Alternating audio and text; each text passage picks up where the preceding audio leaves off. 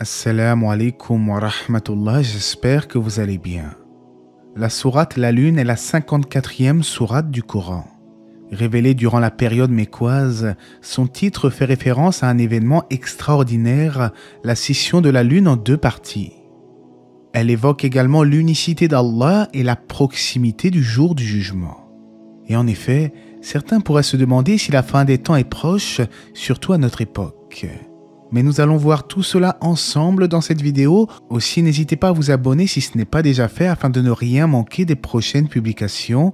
On se retrouve tout de suite après la petite intro.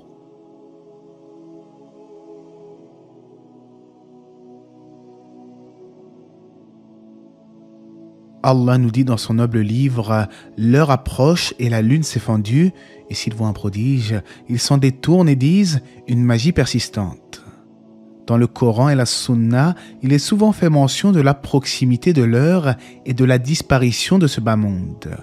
Mais certains pourraient rétorquer, ça fait tout de même presque 1500 ans que le prophète alayhi salatu wassalam est apparu sur Terre. Et en effet, mais si nous prenons en compte le grand âge de la planète Terre, estimé à plus de 4 milliards d'années, alors à l'échelle cosmique, quelques milliers d'années, ce n'est rien en réalité. Le Coran nous dit même, s'est-il écoulé un laps de temps durant lequel l'homme n'était même pas une chose mentionnable?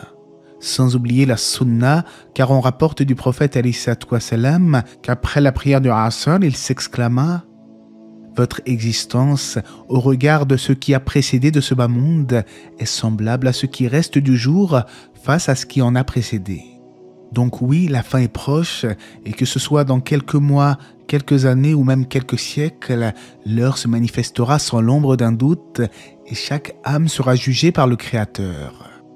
Le premier verset nous apprend également que la lune s'est fendue. En effet, et comme nous l'enseignent les hadiths authentiques à ce sujet, les polythéistes avaient demandé au prophète alayhi salatu wassalam un signe de la prophétie. Ibn Mas'ud rapporte « La lune s'est fendue du vivant du messager d'Allah sous les yeux des polythéistes qui la regardèrent. Le messager d'Allah leur dit alors « Soyez témoins ».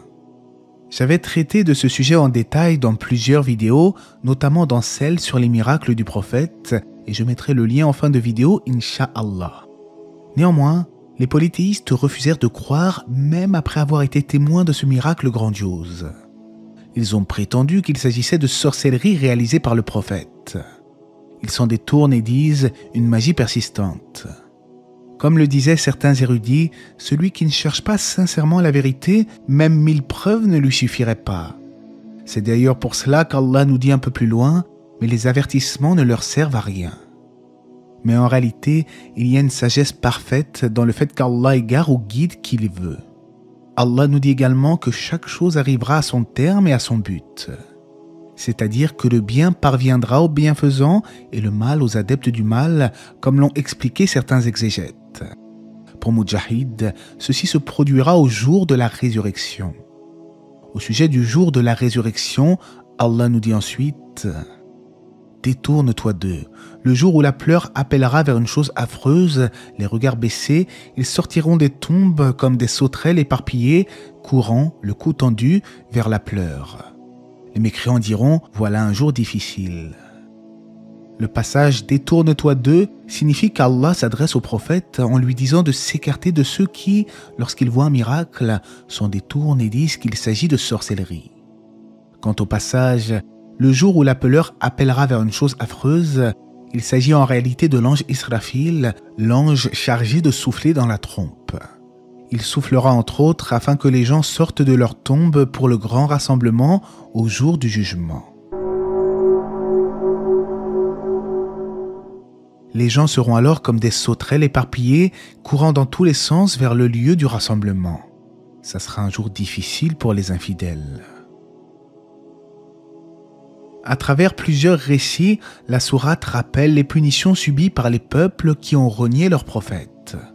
Tout d'abord, le peuple de Noé, accusant leur prophète de folie, furent submergés par un déluge dévastateur. Le peuple de Had, malgré les avertissements de leur prophète, persistèrent dans leur arrogance et furent anéantis par un vent violent. Le peuple de Samoud, quant à eux, rejetèrent le message du prophète Salih et tuèrent la chamelle envoyée comme signe divin. un cri foudroyant mit fin à leur existence. Le peuple de Lot est lui aussi cité en raison de leur corruption et de leur immoralité. Ils furent détruits par une pluie de pierres. Enfin, les gens de Pharaon, malgré les miracles de Moussa, Moïse, persistèrent dans leur égarement et furent engloutis par les flots.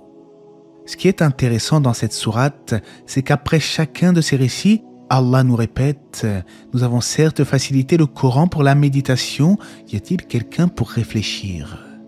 Selon Cheikh Sardi, ce verset signifie qu'Allah a facilité et simplifié les expressions de ce Coran pour la lecture et la mémorisation, ainsi que ses significations pour la compréhension et la connaissance. Tous ceux qui ont étudié le Coran ont vu leur démarche facilitée et simplifiée par Allah, walhamdulillah.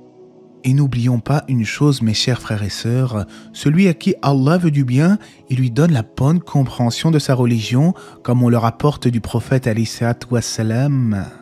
Celui à qui Allah veut du bien, il lui fait comprendre la religion. Allah interroge ensuite les mécréants sur leur prétendue supériorité face au peuple détruit avant eux. Ils ne sont en réalité pas meilleurs qu'eux, et s'ils pensent qu'ils seront préservés du châtiment, alors ils se trompent lourdement. Allah nous dit alors, ou bien ils disent « Nous formons un groupe fort et nous vaincrons. Leur rassemblement sera bientôt mis en déroute et ils fuiront. » C'est-à-dire que les polythéistes s'imaginaient posséder une force susceptible de les sauver. Mais Allah a mis en déroute un grand nombre d'entre eux lors de la bataille de Badr et il accorda ce jour-là la victoire aux croyants. De surcroît, ils auront un rendez-vous auquel ils ne pourront pas se soustraire. L'heure plutôt sera leur rendez-vous et l'heure sera plus terrible et plus amère. Le jour du jugement, ils seront humiliés et impuissants avant d'être jetés dans le feu de l'enfer. Allah nous dit également au verset 49 qu'il a créé toutes choses avec mesure, c'est-à-dire qu'il a tout décrété avec juste mesure. Les imams partisans d'Ahl Sunnah wal Jama'a se basent sur ce verset afin de réfuter ceux qui renient le destin. D'ailleurs, Abu Huraira rapporte que les polythéistes vinrent trouver le prophète afin de polémiquer avec lui au sujet du destin et alors fut révélé le verset « Le jour où on les traînera dans le feu sur leur visage, on leur dira « Goûtez au contact de Sakar, la chaleur brûlante de l'enfer. » Puis Allah nous dit que son ordre est une seule parole qui s'accomplit instantanément. En effet, lorsqu'Allah décide de quelque chose, il dit soit et cela se produit aussitôt. Après nous avoir rappelé le funeste destin des infidèles, Allah nous dit « Et tout ce qu'ils ont fait est mentionné dans les registres, et tout fait, petit et grand, est consigné. » En effet, toutes les actions bonnes ou mauvaises sont inscrites dans les registres des œuvres qui se trouvent entre les mains des anges. De même, tout est prédestiné depuis des temps immémoriaux et Allah a écrit le destin des créatures dans la tablette préservée 50 000 ans avant de créer les cieux et la terre, comme cela est rapporté dans le recueil de Muslim. Quant aux gens pieux qui craignaient Allah, ils seront admis dans les jardins et les ruisseaux, savourant la récompense d'Allah dans le paradis éternel, dans un séjour de vérité auprès d'un souverain omnipotent. En conclusion, la sourate de la lune est un rappel puissant sur le fait que l'heure peut surgir d'un instant à l'autre et que la lune s'est bel et bien fendue du vivant du messager d'Allah, alayhi salatu wassalam. Malheureusement pour eux, les irréductibles infidèles reniaient les signes divins au lieu de reconnaître la vérité. Peu importe les signes divins, ils criaient au mensonge et à la sorcellerie. Et c'est toujours le cas aujourd'hui avec ceux qui tournent en dérision les miracles du Coran.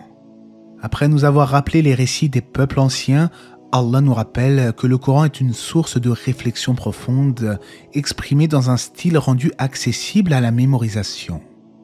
Et qu'Allah nous facilite l'apprentissage de notre religion et l'accomplissement des bonnes œuvres qui en découlent. Et Allah sait mieux, j'espère que ce rappel vous aura été profitable et que la paix et les bénédictions d'Allah soient sur le prophète, sa famille et ses compagnons.